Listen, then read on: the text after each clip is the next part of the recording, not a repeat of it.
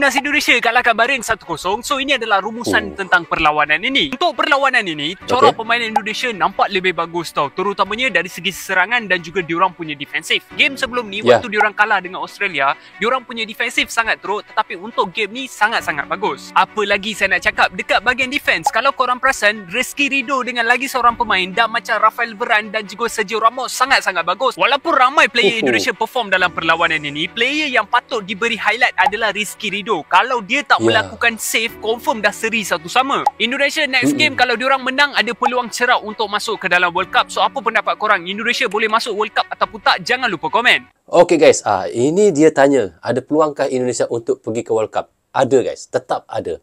Kenapa?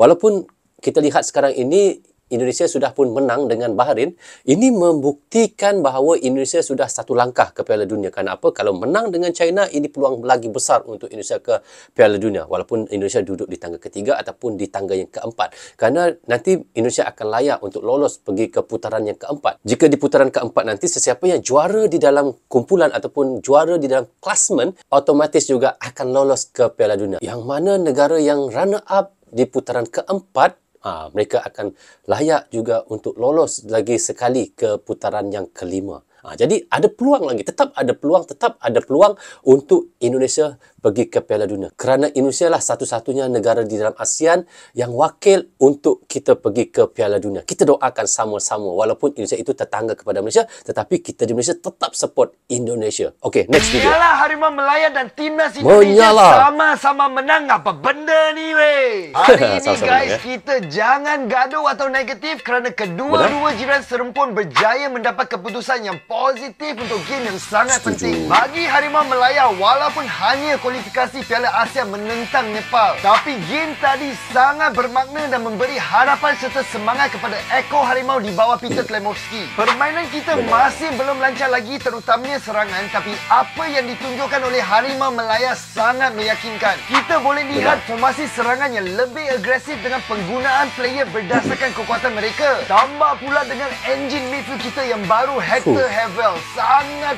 padu semua pun dia boleh buat. Ini pemain warisan grade S guys. Untuk Timnas Indonesia pula, abang seikhlasnya tumpang gembira. Buat tahu betapa pentingnya game lawan Bahrain ini untuk meneruskan impian ke Piala Dunia. Lini defense bagus hari ini dan kombinasi gelandang Tom Hayes serta Joey Pelupesi berjaya mengawal kawasan tengah. Combo serangan Oxford United oleh Romani dan Marcelino sangat berkesan. Sepatutnya boleh menjadikan 2 gol lagi guys. Tapi cukuplah. Janji malam ni kita semua tidur dengan nyenyak. Sekali lagi tahniah dan selamat Harimau Melaya serta Timnas Indonesia. Respect. Okay guys, saya respect dengan Timnas Malaysia, respect kepada Timnas Indonesia kerana kita sama-sama menang. Walaupun Malaysia menang di dalam kualifikasi Piala Asia tetapi tetap menang. Jadi apapun, walaupun 2-0 dengan Nepal, tetapi kita berbangga juga guys. Malaysia dapat menang ataupun mengalahkan Nepal 2-0. Kerana sebelum Nepal bertemu dengan Malaysia, Nepal bertemu dengan Singapura untuk perlawanan ataupun laga friendly lah, persahabatan, dan Singapura dimalukan oleh Nepal guys. Tetapi Alhamdulillah Malaysia dapat kalahkan Nepal. Jadi apa yang kita membuat kita lebih bangga lagi, Indonesia dapat mengalahkan Bahrain di GBK dengan 1-0. Walaupun tipis 1-0, tetapi itu sudah cukup bermakna 3 poin. 1-0 ke 10-0 ke 100-0 ke sekalipun, tetap 3 poin. Apapun kita ucapkan selamat untuk Timnas Indonesia kerana dapat mengalahkan Bahrain di GBK. Indonesia versus Bahrain. Okey, ayo aku tebak. Aku tebak berapa skor Indonesia versus Bahrain. Berapa? Indonesia versus Bahrain menang 1-0. Misalnya kalau aku benar tebak aku pada malam ini, misalnya kalau Indonesia menang menentang Bahrain. Berapa? Aku akan siapkan 100 juta. Buat orang susah yang berada di Papua. Kau pegang kata-kata aku ya. Aku siapkan 100 juta. Tapi aku enggak pergi. Aku bagi aja. Nanti mereka hantar-hantar beras saja. Aku belum sempat mau pergi. Jadi aku hantar aja. Okey, mungkin beli beras 100 juta. Okey? Kalau Indonesia menang. Wow, sangat baik ya guys. Ini Kak Khalid. Dia ni memang sultan lah. Sultan benar-benar. Dan ternyata makbul doanya. Indonesia menang dan dia kirimkan 100 juta untuk orang-orang yang susah di Papua untuk beli beras guys. 100 juta itu kalau ditukar kepada wang Malaysia sekitar RM27,000 guys. RM27,000 lebih lah. Banyak tu, RM27,000 lebih guys. RM27,000 banyak tu guys. Tetapi tidak apa. Dia bersedekah, dia buat amal ya. Amal jariahnya di dalam bulan Ramadan ini. Selit sikit pasal negara jiran. Oi. Diorang dah selangkah ke Piala Dunia. Aku rasa masih diorang lepas tewas 5-1 tu, diorang menghidupkan peluang kembali dengan menang dengan Bahrain 1-0. Sekarang diorang nombor 4 salah aku dengan 9 mata, dan untuk pasukan Asia Tenggara ini adalah pencapaian terbaik pasukan Asia Tenggara. Sebelum ni Thailand ada. Thailand aku rasa pun dapat 1 mata je. Vietnam pun pernah capai, itu pun dapat 3 mata di bawah era Pak Hang Seo, tapi di Indonesia ni dia pencakar rekod 9 mata. So aku tak sebab game dia sama, kadang-kadang tengok sebab game tu waktu sama kan. So aku buka tengok sikit, tapi walaupun divarisi pemain-pemain Belanda, walaupun Coach Bahrain tu kata kamu ada 300 juta rakyat kamu, tapi kamu panggil pemain Belanda. Tapi different style gameplay daripada Indonesia sebenarnya. Dan aku paling puji oleh Romania. Dia what a player untuk macam mana, aku tak tahu macam mana dia cari pemain warisan ni. Untuk kau, adakah Vietnam, aku rasa Indonesia mampu kejar slot ke Piala Dunia sebagai kawan jiran?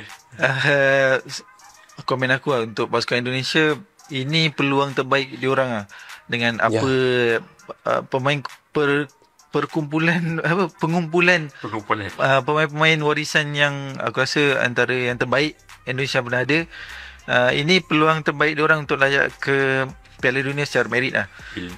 Pildun. Sebab sekarang ni tak silap Jepun negara Asia pertama yang layak. Betul. Jadi Jepun Indonesia sekurang-kurangnya kalau tak layak secara merit, dia main ke playoff kan. Jadi itu yang mereka kejar, dan ini memang terbaik lah. Harapnya Indonesia menggunakan peluang ni sebaik-baiknya, sebab belum tentu akan datang dia dapat peluang ni lagi. Jadi sementara pemain-pemain barisan pemain Belanda ni ada lagi, gunakan peluang ni sebaik-baiknya lah. Kalau tak terlepas, kalau contohlah pemain yang ada ni dah tua, tak mampu untuk pusingan seterusnya. Jadi okey, ini adalah komentar daripada Puntit, iaitu Malaysia ya. Mereka mengatakan Indonesia sebenarnya sudah berpeluang ataupun sudah satu langkah ke Piala Dunia guys apabila mengalahkan Bahrain 1-0 kemarin di Gabeka. Ini sebenarnya jujur saya katakan memang benar. Indonesia sudah pun satu langkah kakinya sudah ke Piala Dunia. Jadi Indonesia harus menggunakan peluang terbaik ini untuk lolos ke Piala Dunia. Walaupun kita tahu untuk otomatis lolos bersama dengan Jepang tu agak sulit, agak susah, tetapi Indonesia sudah pun menempah tiket untuk ke putaran keempat. Nanti di putaran keempat, sesiapa yang juara di dalam klasmen akan otomatis pergi ke Piala Dunia, tetapi yang runner up di putaran keempat akan terus lagi pergi ke putaran kelima. Ini adalah cara dia punya jadual untuk ke Piala Dunia itu ya guys. Okey, next video. Pelatih Bahrain mengejek timnas Indonesia. Apa benda ni weh? Guys, perang psikologi telah dimulai. Dalam konferensi pers panas pertandingan antara Indonesia dan Bahrain, Dragon Tajelik menambah panas dengan mempertanyakan program nasionalisasi Indonesia. Bagi Abam, lebih baik bermain dengan pemain Belanda daripada berteman baik dengan wasit yang curang. Tapi jangan khawatir guys, malam ini Asia Tenggara akan mengajarkan Timur Tengah. Berikut 5 alasan Indonesia bisa menang malam ini. Alex Pastor dikabarkan mengambil alih kepelatihan Kluivert jelang laga Bahrain. Ini sangat positif kerana jelas Patrick Kluivert kurang berpengalaman dan terlihat bingung secara taktik melawan Australia. Cederanya Misiugas menjadi berkah kerana kita bisa melihat kombinasi solid J. Izzes dan Rizky Ridho di lini pertahanan. Untuk gelandang, gunakan kombinasi yang sudah terbukti, yakni Tom Hay dan Ivan Jenna. Si Nathan tidur di rumah. Iliano Reindeers dengan Ole Romani harus memulai sebagai striker. Dan kali ini coba pakai orang Mangyon daripada Marcelino kerana Wak Haji lebih jago lingkapnya. Dan yang terakhir, Bahrain akan menghadapi pemain terkuat Indonesia, Sapoto Garuda di Gbk. Guys, lupakan pertandingan Australia hari itu dan berikan dukungan maksimal kepada pemain dan pelatih malam ini, pasti bisa mendapat hasil positif. Abang mendoakan yang terbaik untuk timnas dan semoga Garuda bisa terbang tinggi nanti. Fans Bahrain tak takut ke GBK kontra timnas Indonesia. Apa benda ni weh? Kabar terkini, kuota 3,000 tiket yang disiapkan supporter Bahrain melawan timnas Indonesia di Gelora Bung Karno tak ada satu pun yang terbeli. Di seluruh pertandingan kualifikasi Piala Dunia, inilah pertandingan yang paling ditunggu-tunggu oleh para pencinta sepak bola di seluruh dunia. Pertanyaannya akan terjawab, benarkah Bahrain kuat tanpa bantuan wasit? Sebenarnya abang sangat stres. Gue berencana pergi ke Jakarta untuk menonton pertandingan epik ini tapi tidak dapat tiket. Siap sudah beli tiket pesawat, kini harus menunda ke bulan 6 pertandingan timnas melawan China. Dia pergi maaf guys, supporter Bahrain pula ada tiket special untuk mereka tapi tidak menginginkannya. Keselamatan sudah dijamin PSSI dengan dipasangnya ratusan CCTV bahkan Garuda ID. Supporter Harimau Malaya ini juga tak takut ke GBK. Konyol betul. Meski pelatih Bahrain itu mengaku siap menghadapi timnas, faktanya para supporter Bahrain sudah tahu bahawa mereka akan dimalukan di GBK. Adakah kalian setuju dengan abang? Komentar di sini. Okey, katanya ada 3,000 tiket untuk supporter Bahrain tetapi mereka tidak datang untuk membeli ataupun menonton di GBK Stadium guys. Ternyata peluang tu ada untuk mereka mendapatkan tiket dan kesian kepada Jom United untuk pergi ke Indonesia untuk melihat sendiri laga antara Indonesia dengan Bahrain tetapi tidak dapat kerana tiket sudah pun sold out. Jadi dia tidak dapat untuk membeli dan katanya dia akan ke Indonesia pada bulan Juni untuk melihat Indonesia bertemu dengan China. Sama dengan saya guys. Saya pun insya-Allah bersama dengan teman-teman YouTuber saya yang lain akan ke GBK pada bulan Juni juga, iaitu kita tahu pada 5 Juni ini nanti Indonesia akan bertemu dengan China di GBK. Insya-Allah saya akan datang sekali dan boleh bertemu dengan Jom United dan kita boleh kolaborasi. Ini kata-kata Sintayong ya. Usai Indonesia menang 1-0 dengan Bahrain. 얼마 두고 다음 중국전을 준비해야 되겠다 생각이 많이 들었거든요. Memang skor 1-0 dan dengan tidak kemasukan gol kita bisa memenangkan pertandingan dengan skor 1-0 dan memang harus persiapan lebih baik lagi untuk melawan Cina nanti. Ada catatan evaluasi catatan Sintayong pada dengan hasil 1-0.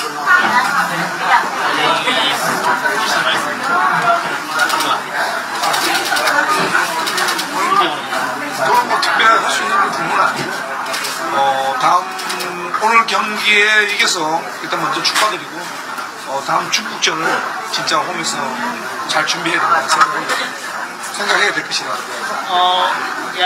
Tidak ada kata-kata yang bisa disampaikan sebenarnya.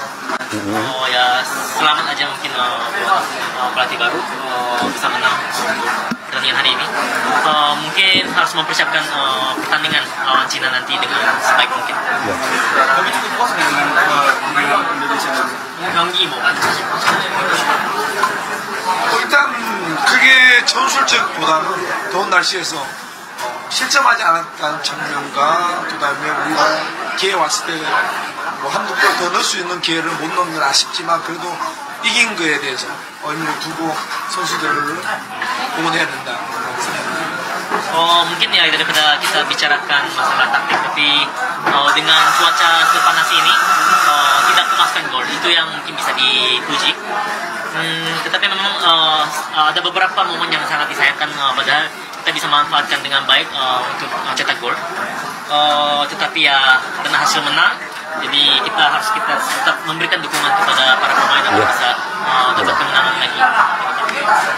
Terakhir permainan Bahrain di bulan Oktober, apa yang berbeda dari permainan Bahrain? hari yang jaga gaya Bahrain 바레인은 그때는 자기 홈에서 한경직이나 모든 것을 유리하게 끌어갔던 부분이 있었고 이번에는 인도네시아 원정 오면서 일본과 인도네시아를 오다 보니까 기후나 환경적으로 많이 힘들었던 모습이 많이 보였고 사실은 오늘 같은 경우에는 바르셀로나가 한 골 더, 엘리아노 한 골 더, 한 3대0을 나서야 되지 않는 경기였다. Wah, ini nobar di Medan tidak, nobar di Malaysia.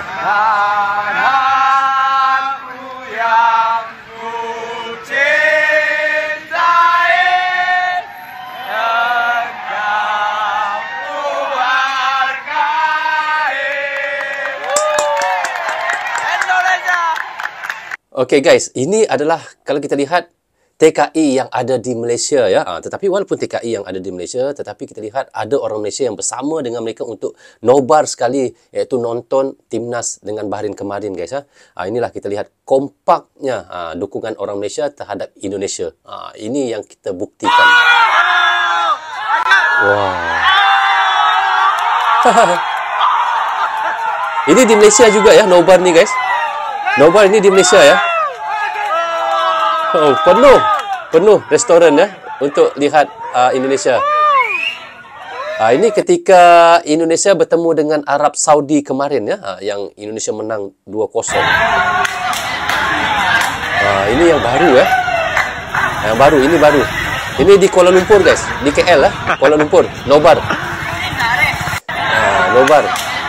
Itu kadang-kadang kalau kita lihat di medsos mengatakan orang Malaysia tidak mendukung timnas Indonesia, itu segelintir, sedikit saja yang berkata begitu ya. Sebenarnya di Malaysia ini kami melihat secara langsung, iaitu laga timnas Indonesia bertemu dengan Arab Saudi, bertemu dengan Bahrain. Karena di Malaysia ada siaran langsung, iaitu daripada TV Astro ya. Saya tidak mau sebut, nanti sudah serupa macam saya dibayar oleh Astro pula. Tetapi inilah guys, sebenarnya di Astro setiap laga Indonesia itu ada ya, ada ditunjukkan di TV.